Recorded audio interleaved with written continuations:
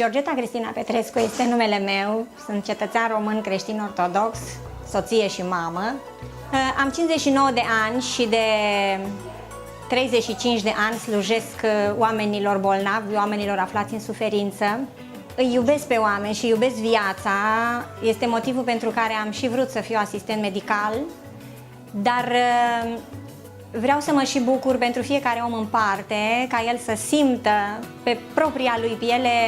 toate bucuriile pe care Dumnezeu le-a lăsat aici pe pământ pentru noi toți. Ultimii 30 de ani am petrecut aici în spital, în această secție, secția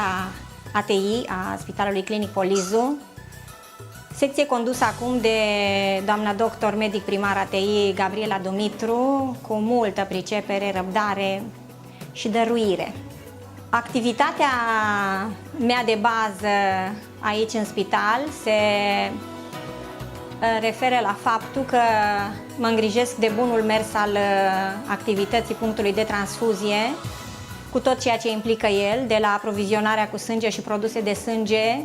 pentru oricine și oricând are nevoie, dar mai ales pentru cazurile când oamenii disperați strigă după viață și atunci o picătură de sânge înseamnă cu adevărat viață, că sângele asta este viață. Aș vrea să le adresez o rugăminte, aceea de a se apleca cu mai mult interes și poate cu mai multă grijă asupra acestei tagme de truditori din sănătate, asistenții medicali.